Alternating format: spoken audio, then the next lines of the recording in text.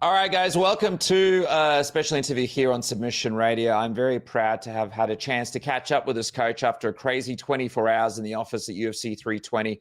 We talk about the highs, the lows, and everything in between Merab winning in impressive fashion against Corey Sandhagen to Khalil losing to Jiri after dominating the fight for the first couple of rounds. I just want to send a big shout out to this man before I introduce him, John Wood, and say a big congratulations to everything that he's been able to achieve with his team at Syndicate MMA.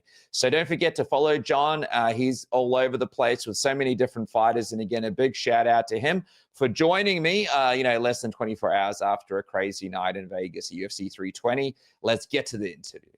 Yeah, all good, man. I appreciate it. Yeah, I've been sick for like the last 4 weeks of these camps and crazy, and and you have to kind of pretend that you're not. So I'm finally, hopefully, can just sit down and be sick and get over it finally. But yeah, crazy night, man. Crazy, crazy, crazy, just crazy all the way around. Everything was this sport is the highest of the highs and the lowest of the lows. So you never know what you're gonna get. And last night was a perfect example of that for me. Dude, we'll go cover all of it. We'll talk about everything that went on, but I want to start off with Merab because this man is incredible. He was able to put on another incredible win and defend his title against a very dangerous Corey Sandhagen. I want to get your take, man. First things first. Is this the Corey Sandhagen that you expected in the fight? Is there anything at all that surprised you about him as you guys obviously beat him last night, UFC 320? No, it was exactly what was expected. Exactly what was expected. There wasn't anything different that I thought was going to go down. He's a great fighter. He's tough. I mean, I think he's our toughest fight so far, for sure. He presented a lot of different, he presents a lot of different problems that you have to deal with, and you can't be too risky and rush things and get in there because he's a guy he'll make you pay. He definitely did his homework, and it's exactly what I thought it was going to be. And I've said for months now that if the fight goes 5 rounds, which I thought it was a good chance because Corey is a hard guy to finish, it wouldn't be for lack of trying. It wouldn't be lack of trying from Merab, not almost getting there or just about getting there, which he did. But Corey's just a tough son of a gun. He's got heart, and there's a couple things in that where I think that if we get that over again, that Merab probably could get it. He's just not used to all the talk of Merab wanting to knock him out. He's not used to that. But now that's one of those things that we get to go back to the drawing board now and realize that he can. And I guarantee you're going to see a whole new, different Merab. Just like each time we fight, he adds those layers, and these good guys, these great guys like Corey, bring it out of him. These great guys make him realize how freaking good and special he is. So it's really awesome to be able to go out there and not only fight and beat these guys, but to test himself so that he's going to get back in the room. I guarantee you we're going to be full steam ahead on fixing the little things that we could have done to even make that performance better. But yeah, Corey's great. All hats off to them, and Trevor Whitman for having him well coached and making it a super tough fight. I should say tougher for Merab than it normally is. Merab has got one of those guys where I think he's at this point now where he's making things look easy with everybody. And and I will say this and say it again and again and again. This man is only scratching the surface. You have not seen the best Merab yet. And I don't know honestly that you will ever see the best Merab because he just keeps getting better. Dude, I feel like Corey just is fighting in the wrong time, right? I feel like if Merab wasn't around, maybe Corey could have been a champion. But just Merab is a once in a lifetime fighter that he couldn't get it done. Did you think Merab had him there, in the fight? Did you think he was gonna what was going on in your mind? What going on in your mind when you saw that? You must have been pretty excited. I was actually completely the opposite. I was just like, okay, I was trying to get Merab to settle down and get some big shots because he just, he went in for the kill and he started just looking, just got too excited. And I knew what was going to happen when that happened. I knew that he would probably go back to his wrestling where he just needed to disengage and just let a couple big ones go. And a lot of hats off to Mark Goddard, for not stopping at being the great ref that he is, because a lot of refs would have stopped that fight. It was close, and like I said, there's a couple things where we now have to go back to the drawing board and just now have Merab learn how to deal with those situations of, hey, not only are we looking for submissions, but now we're looking for knockouts because we know we can. And now what happens when you hurt the guys on how to go for those finishes, man? I like I sat there and I was just like, and then because I kind of just had a feeling that Corey might tough through it. But oh my God, that would have been amazing, and an almost knockout from Merab is just as good as a knockout. We'll just call it. It's getting there, man. It really was one of those moments where, like, holy shit. So, again, hats off to Corey and his team for having him ready and prepared and being able to come back from that and fight, another 3 rounds. Like, that's intense. That was a hell of a turnaround to come back. And to be honest, I think Merab blew his arms out a little bit, just getting on him so much and lifting him, taking down, wanting to break that takedown record, and which he did, and so, yeah, it was definitely a moment where I was, had he finished it, I probably would have blown a gasket, but what a night, man. It was great to see Merab be able to believe in his stand-up, and people are going to have to start believing in that too. Yeah, man. All right, let's talk about some of those records. You just mentioned it. So he now has the longest win streak in the UFC bantamweight division history, 13. Most takedowns landed in UFC history. That's 117. He's the first and only fighter to have over 100 takedowns in UFC history. Most total strikes landed, you would have liked this one, in the UFC bantamweight division history, 2,476. And he holds wins over 4 former champions, Aldo, Jan, Cejudo, O'Malley twice, and he's also got most takedowns landed in a UFC title fight versus Corey Sandhagen. That's 20. Isn't that crazy? These are some crazy numbers I'm throwing at you, right? What's even crazier is, dude, he's going to double all those numbers. Like, all those numbers, he will have those doubled within the next couple years. Like, he's going to set records that will never be touched again. He's going to set records that will never even be sniffed, come close to. Like, the dude is just, again, we're talking about a champion who's so freaking dominant, and he's not even confident in all of his skills yet. It's slowly growing. His ceiling just, like, he keeps going higher and higher and higher and higher, that I just don't know if there is a ceiling, to be honest. I really don't know. I mean, he's just, like I said, he's just getting better everywhere, and he's going to continue to get better because that's just how he is. So he goes through this fight with Corey, obviously incredible performance, and you go, well, how does the champ celebrate? This is probably the most shots thrown at a post-fight after party. Look at this. Look at this, John Wood. Look at the technique here. He's just going off, shirts off. Look at this. Belt out. I mean, this guy is one of a kind, bro. And you want to know something that's even crazier about that is he doesn't drink. He wasn't drinking last night. He doesn't drink. He doesn't do drugs. That's sober Merab. That is Merab. That is a man that's dead ass sober going out there and being a crazy man like that. He's just that guy, dude. Like, people, probably think he's hammered in that video. He doesn't drink at all. Like, he doesn't drink. He doesn't smoke. He doesn't do anything. He is just full of, like, life and energy. He's high on life, man. It's great to see him. I love it. I love to see him, it just every time with a fight, like I said, it's not only skills and techniques get better, but more personality comes out. He really is, embracing the whole thing. Yeah, he's such a special fighter. Also a great example for everybody out there who wants to be a fighter. So just quickly, you mentioned that we're going to double the numbers. We're going to do that. You guys have basically gone through most of the division. We've got Umar, he's fighting Batista. Maybe like Piotr Jan, but you guys have already beaten him. What do you think about the fact that you guys have basically eaten through this whole division already? Who do you even think is next? Is it Batista if he beats Umar, or like Umar? Like, what do you think? Listen, I don't remember the date on the Batista Umar fight, but I know it's coming up. I don't think it would be enough, especially if Merab's talking about doing a turnaround quick in December, which, he's probably going to want to, because that's another record, and he's probably going to want to do that.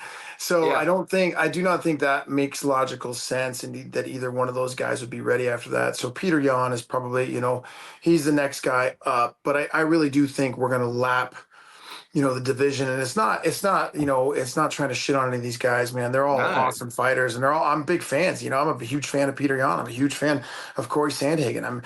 These guys are like guys that I enjoy watching, like I'd like to sit back and watch their fights, but I just know that Merab is just something different, dude. He is something different, and is going to continue to be something different. And I just don't see anybody, doing any kind of, there's going to be guys that can compete. There's going to be guys that can compete, but they cannot keep up. And like again, Merab is just getting better. And I know that Peter put out a tweet last night that it was, that the Ankalaev Pereira fight is a great example how rematches can go different. And I do think it'll go different. It's going to go different, but it ain't going to go, different for us. But it's definitely going to go different. So, and not in a good way for the other side. But I just, yeah, like the great thing about this sport is there's always a young up and comers. There's always hungry lions. There's always guys that do amazing things and knock people out or submit people in amazing ways, and they get to jump the line. There's guys that'll get to jump the line, and God willing, if O'Malley goes out there and sleeps whoever he sleeps next in some crazy knockout, we'll probably fight him for a third time. You just never know. The UFC is so good at their job. They're the ones that decide that. And obviously, I do think that Merab has some pull and some say, of who's next. I think Merab could pick any number out of a hat, and that's who they'd let him fight at this point in time. But it looks like Yan would be the most logical answer for next. You know what's funny though, because the guys at the top of the division are so good, I feel like they're just going to keep every contender out from even making it to Merab. Like you got Corey, Piotr, Umar, you know what I mean? But just on Umar, like people are talking about the rematch.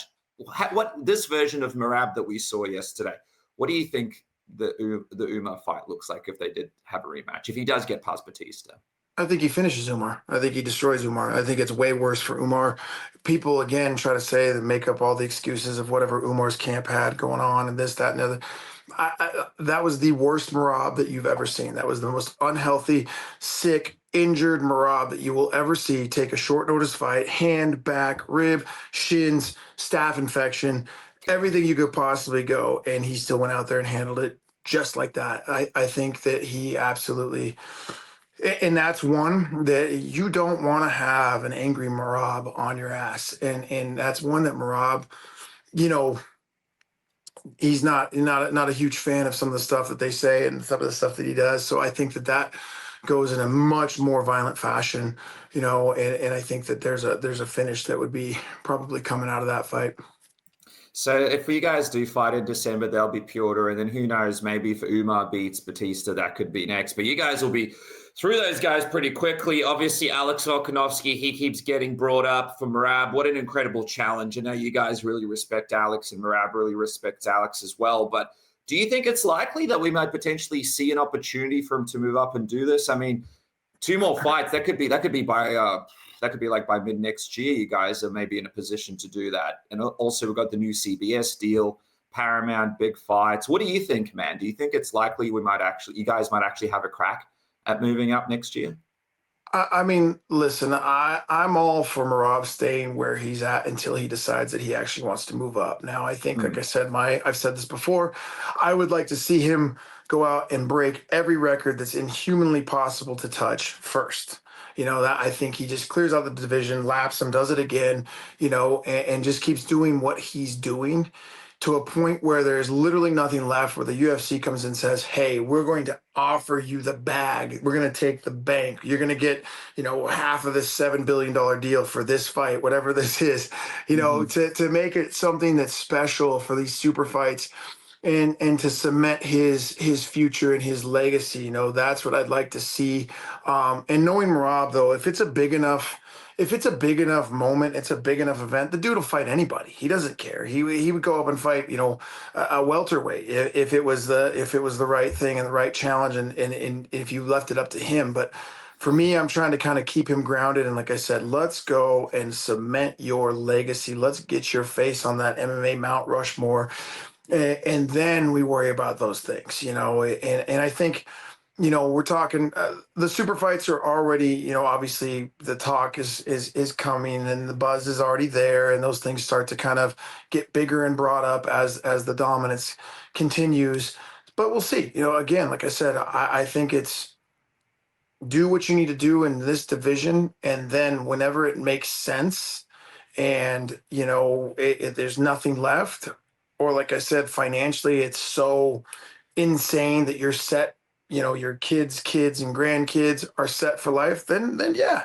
But I just he's really on the cusp of doing. I mean, he's already done something super special, but he could be something really, really special. Like I said, we're talking about a generational fighter right now.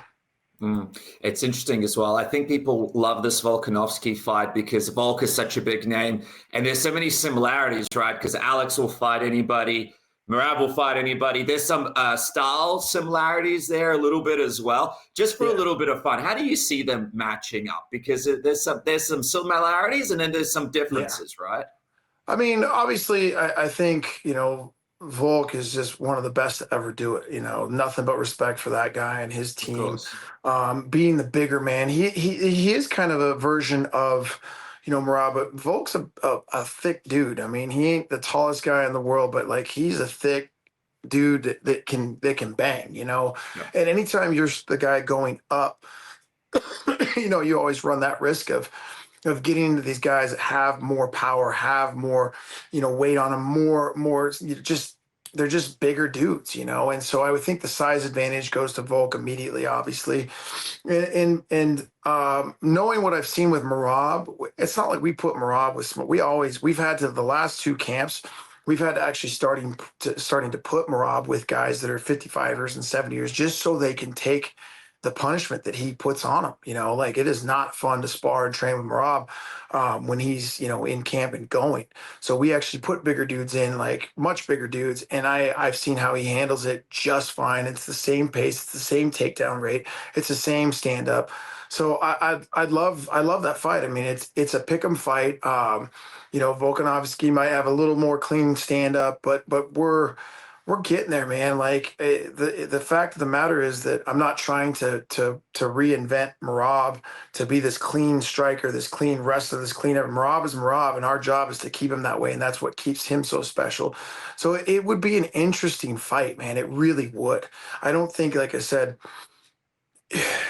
the pace of Merab, even in a bigger weight class, is just so hard to deal with. So hard to deal with. And it ain't like Corey, man. Corey's a big dude too. Like he's big last night. Like he's the size of those most of those 45ers. He could go up easy. O'Malley too. So I think we've dealt, like you can see that range and length isn't a problem. It doesn't matter how tall you are, it doesn't matter how long you are. Rob's going to get there. And so it really does with Volk. It's an interesting match because they're just both so gosh darn tough and they're both so gosh darn good. I honestly, obviously, who I'm going to go with. And, I think that we would come up with the right game plan to make it happen. But it's a hell of a fight, I'll tell you that. Oh, man, what a great fight. The other thing people are talking about is if there's a possibility for Pantoja to come up and fight you guys. Obviously, Pantoja's gone through the division. He's got Josh Van next, so he's still got to make it through that. But how would you feel about Pantoja coming up and maybe challenging you guys and filling in one of those blank spots for Merab to stay active? Yeah, Pantoja's a fantastic champion, dominant champion. He's the Merab of that division. That division just doesn't get a whole lot of love. The 125 division's never been really built out to be a thing. So it sucks for those guys that are so good to like be stuck there. And then, that they don't really, the UFC doesn't really seem to want to develop or bring new blood in or, really once every great moon, they bring in a somebody or something to come and try to show up and deal with some, add some new life to it, but it just doesn't ever seem to resonate. So, what I would say is that if he comes up, I love the fight. I think it's a great fight for us. I think it's a typical Merab fight. I think that Pantoja is a great champion and very dangerous and very well coached. I'm a huge fan of his coach and his team, and it'd be an honor to fight him, but I just don't see anybody getting through Merab anytime soon in our division or anybody, below our division.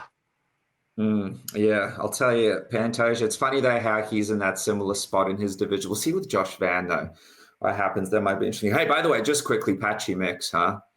He was on the same card as you guys. I remember I was asking you, oh, you guys excited to fight him? And you're like, let's just pump the brakes a little bit and see what happens.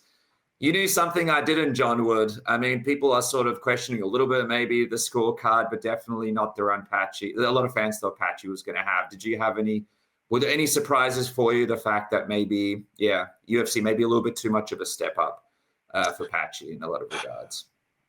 Not really. Like they threw him straight when I said it all the way before without, trying to say it with the Batista fight, that they threw him one of the toughest guys that you could have, one of the hardest puzzles to figure out. Batista isn't the sexiest, fighter, but Mm, that dude is skilled. He is good everywhere. And the bright lights and the big show and all that stuff adds up. People do not think it does, but those moments become very, very, very big and very, like that pressure, it just puts a lot on.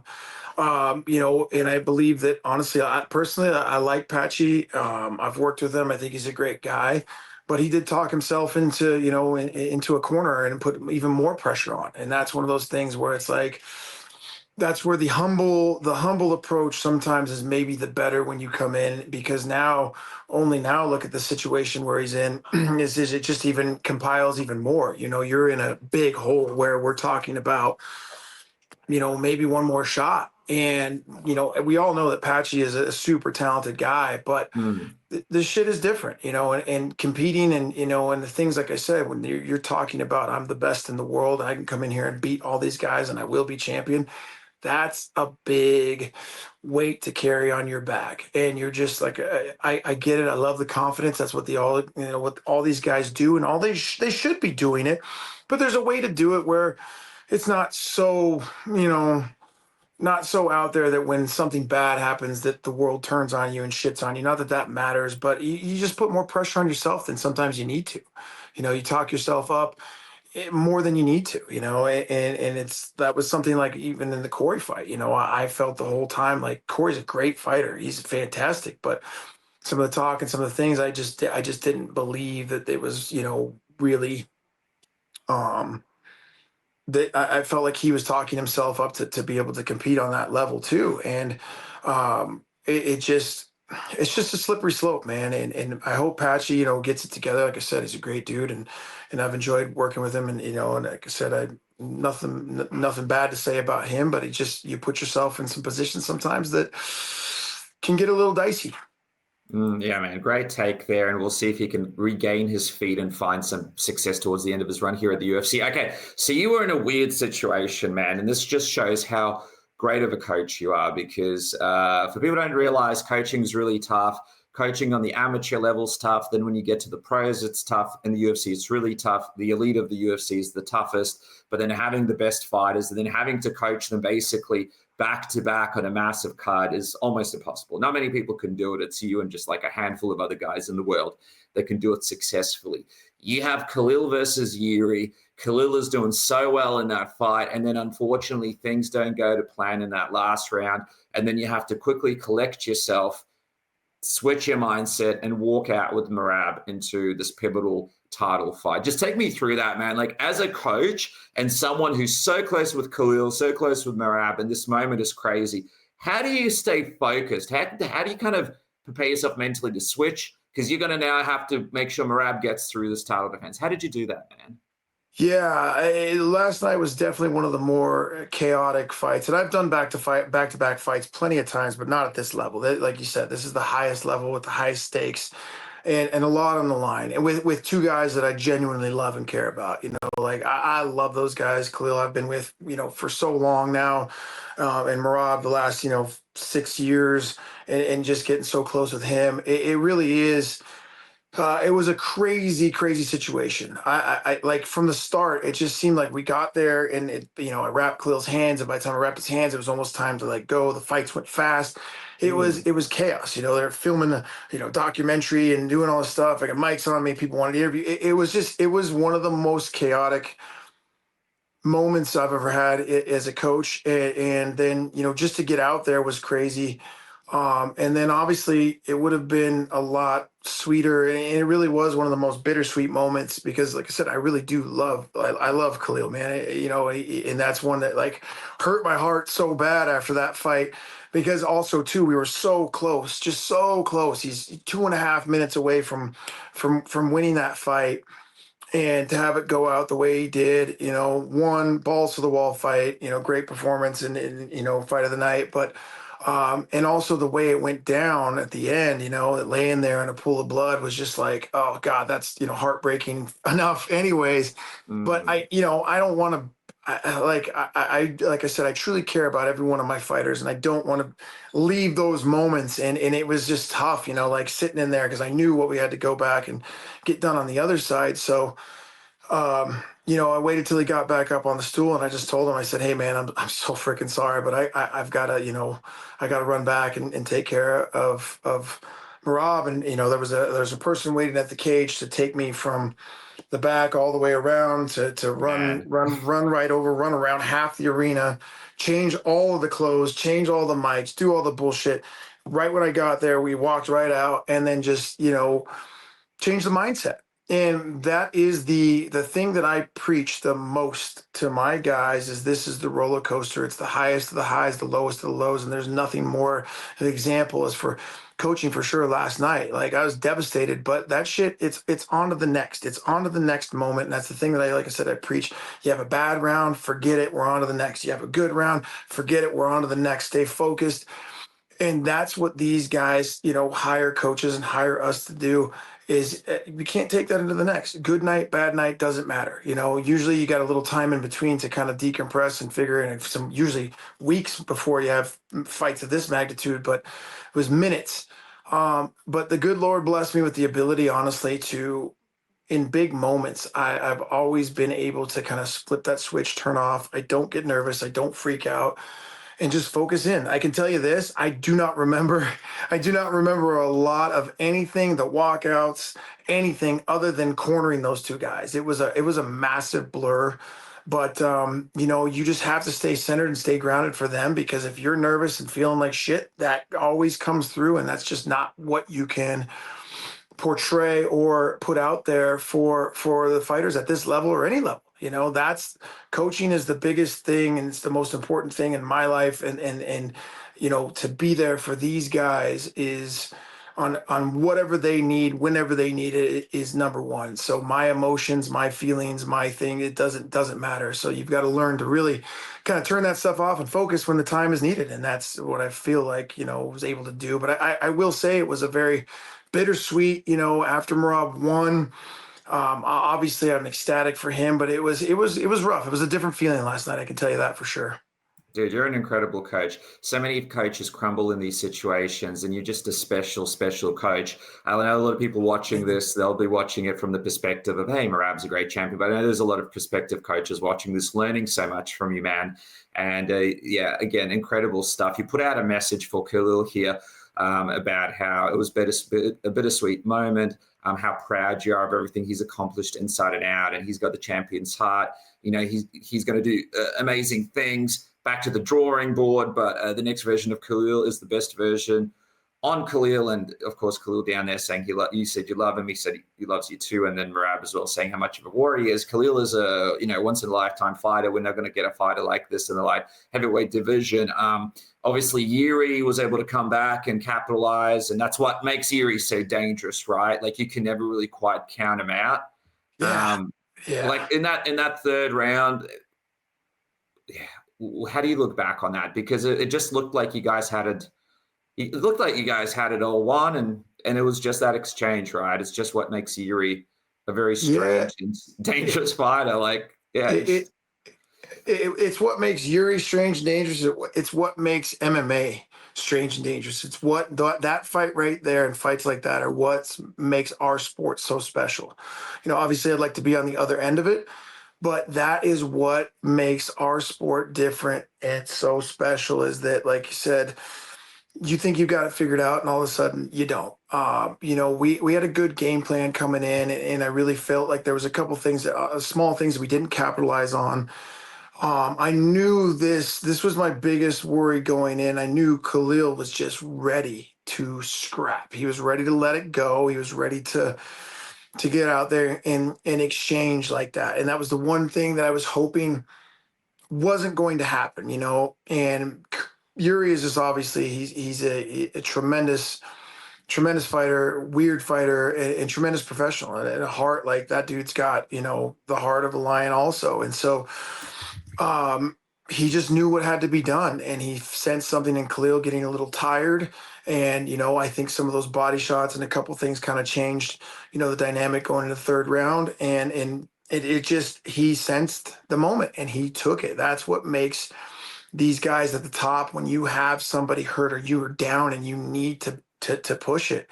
And he just pushed it. And he had a little more in the tank, and it just got him home. So nothing but respect for those guys. You know, Jiri is a great dude, great fighter. You know, they're a super respectful team. So like again, hats off to them. It was an honor to share the cage with them. And obviously I wish it would have gone the other way, but that's fights. You know, Khalil fights a certain way, and I talked to him today, and it's part of his fighter DNA and the way that he throws when he wants to bite down and go.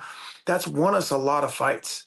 That's not going to be ever out of his DNA. It's just making sure that when we do get into those spots and when we do have those kind of those moments and those fights when you feel that fuck it, I'm biting and I'm throwing, we're going, that we can deal with what comes back, you know. And that's just some areas that I have to, as a coach, I have to take responsibility for and make sure that he's put in those positions a little bit more in the fight, you know, in camp, to be able to know that, hey, you can deal with this dude. It might feel terrible, or hey, you know what, you don't got to stand and just slang him. Grab the dude, shut it down a little bit. Like, I understand he doesn't have that in him. He is a straight dog and he wants to go out on his shield or make the other guy go out on his shield. And like I said, we're not going to change that. I don't need that to be changed. We just have to figure out how to be able to do that a little bit better in those pushing situations. You know, it's very similar, like I said, that feeling to the Pereira fight. And so that's on me to figure that out, how to make him a little bit better in those spots. And I take full responsibility into to you know, making that happen. And I already talked to him today, and I've already kind of got a plan in my head of how we do that. And you know, there's no doubt in my mind that that man will still stay at the top of the division and be back at the top of the division and challenge it again soon. Oh, dude, the division, he's basically the face of the division, him and a couple of other guys. So 1 or 2 wins, you'll be back right in it. By the way, how's he doing? Is he doing okay? Yeah, you know, a Is he okay? couple nasty cuts, superficial stuff, a little crack on the nose, but everything else was just, you know, a superficial damage. Thank God. I talked to him this morning. He's in great spirits, you know, and he's ready. The same thing, ready to get back in the drawing board and figure some stuff out. And we will, you know. And so like the dude, like I said, there's no quitting him, and until he wants to hang it up, he's gonna be a contender. You know, I think he's gonna be a perennial top five, and we're gonna keep him, you know, in that title challenger, you know, spot until he gets it. And I do believe there's a world where that exists. I really do. All right, guys, I just want to thank Manscaped for bringing you this content and supporting Submission Radio. Of course, you guys could go to Manscaped right now, use the code word submission for 15% off your entire order at manscaped.com. And I'm talking about the Lawnmower 5.0 Ultra. The white hot version isn't just another pretty face. It's built to handle your most sensitive areas with care, helping reduce the risk of nicks, cuts, and irritation where it matters most. Whether you're cleaning things up for a date, a trip, or just feel a bit more put together, the white hot trimmer makes below the waist grooming a whole lot smoother with a clean white and gold finish that just looks as good as it shaves. Join the over 12 million men worldwide who trust Manscaped now. Use the code word submission, 15% off. It's one of the best looking trimmers out there. And of course, go on the website right now. They have all sorts of great products you could apply the discount code to, from the bead hedger to the weed whacker to the most comfortable underwear and t-shirts. Manscaped has you sorted. Again, the white hot 5.0 Ultra brings the heat without cooking your skin. If you don't have one today, why not get the white hot 5.0 Ultra today? It brings the heat without cooking your skin. It's sleek, it's easy to use, way less terrifying than whatever you were using before. Use the code word submission, 15% off and free shipping. That's code word submission, 15% off and free shipping, and you're supporting yourself and the program. Go do it today. And now back to the program. Yeah, dude, so many great fights for him. Still in the division. Like maybe Ankalaev could be a good one. We'll see what happens. But speaking of that Ankalaev fight, man, incredible. Pereira coming back, Absolutely. doing that. What did you think of? I mean, you were in the zone with Merab and Khalil after, but what did you think when you got a chance to watch back that stoppage and win? Loved it. I thought that, going into this fight, everything, talking to his coaches, talking to people around, and I've said it time and time again. I know, what I saw when Pereira, when they fought the first time, like, the dude was at every single event. He was at every single fight, every single thing that I was at, he was there in the middle of fight camp. And I've talked to some of the guys behind the scenes at this point in time now, and that wasn't a great camp for him. And it wasn't, I wasn't sure about that before, but I could just say that there was a lot going on. And now I've spoken to those guys, and they've kind of let me know, like, yeah, it was a terrible camp. There was lots of things going on as suspected. And I will say this again, that a fully prepared Alex Pereira is what you're going to get and what you're going to see in those moments last night. The guy is just a killer. He has dynamite in his hands. He's the best in the world. He's one of the best to ever do it. And when you put those things together in a full camp and prepared and motivated, he really wanted that one. You're going to get those things. I just don't see anybody touching that guy until he's ready to hang it up. If he comes in prepared and ready to do his thing, dude, he's something special. And then when you get up close to that guy, everything on that guy, his head, his hands, everything, he's just a massive, nasty looking dude, like he's just scary. And he's something special, he is something special. And I loved it. I loved his performance. I loved the grit that he went out there and was just, didn't give a shit and fought. And I've said time again, if he lets it go, if that guy lets it go like that and believes in his skill set, I don't know who beats him. I just don't right now. He's special. Yeah, two things from me on him. First one, people want me to ask you, seeing as I'm better than most.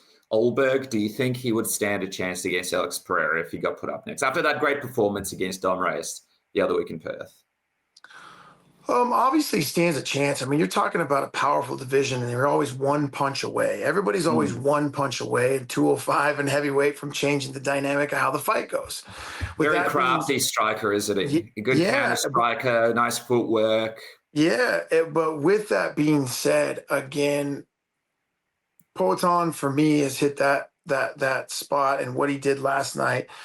Until I see him lose a step, until I see him start to fall off or get old or lose whatever it is, I just don't see it. And so, like, Ulberg's an amazing fighter and a talented fighter, and I mean, he's going to give him. I think it would be a hell of a fight. But Pereira's just a guy I wouldn't bet against anybody. I really wouldn't.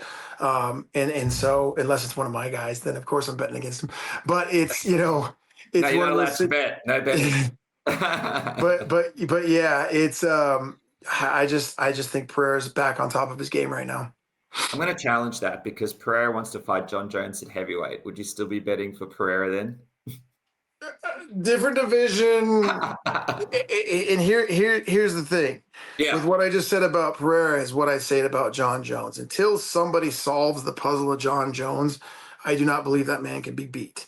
So until that happens, and Pereira is he's a guy that could do it, but it's John Jones, man. And honestly, like, you just don't bet against John Jones. So if it goes up to heavyweight, I'm going with John. But hell of a fight, man. Who knows? The heavyweight fights from are like John Jones and Tom Aspinall. It's like, okay, that changes things a little bit, but I guess we'll see. He deserves a chance to have a crack. Do you think he could find success at heavyweight? Like, let's say it's not Aspinall or Jones, but it's, your Gans, your Derek Lewis's, that kind of fighter. Do you think that Pereira could find some success in those cases? Absolutely. Like, I think we're talking about a guy that his ground game, he's no slouch on the ground. His takedown defense is no slouch. Like, it's not like people are ragdolling this dude on the ground. It's not like, oh, we can just go in there and take him down and win the fight. That is not the case with him. Obviously, if he can keep it standing, he's in there with anybody.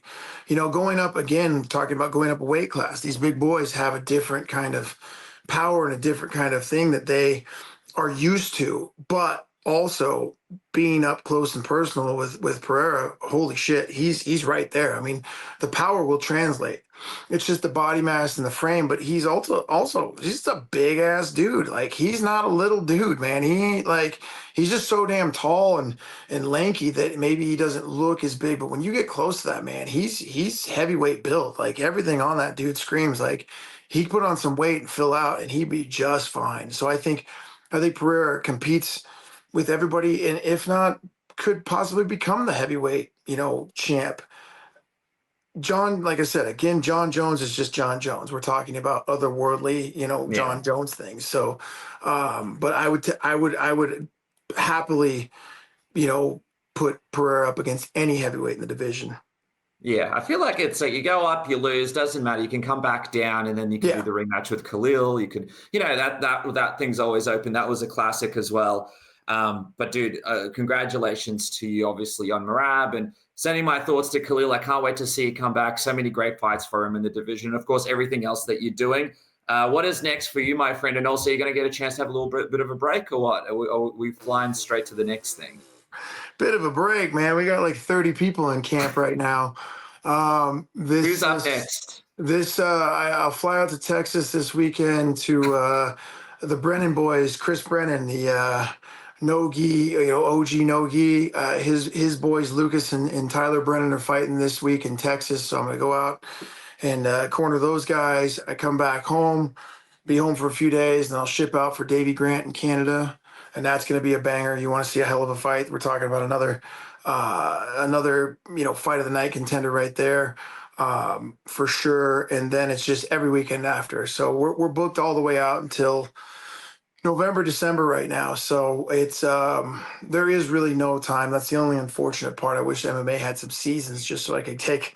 I mean, we're 3 years. I think 3 years into to being married with my wife. We haven't taken a honeymoon yet, so we're trying to plan this. And her birthday's coming up, and we're trying to try to plan that. And I just tell her like, listen, you just have to book something now so I can just black out that week and tell anybody no, unless of course it's like Merab or Khalil or these guys, or actually anybody else. But there is no real weekends off. This is the level that we have ascended to, and this is what, as a coach and as a team at Syndicate, that we all want. This is what you ask for, and be careful what you wish for, because you get it someday and it's like, oh my God, this is a lot. But I love this life, man. Everything I have from my wife, the gym, my family, everything has come from this sport. So it's like, it is what it is. You take the good with the bad, and unfortunately, everybody at my gym and everybody on the team, the culture we have right now, I love every one of them. So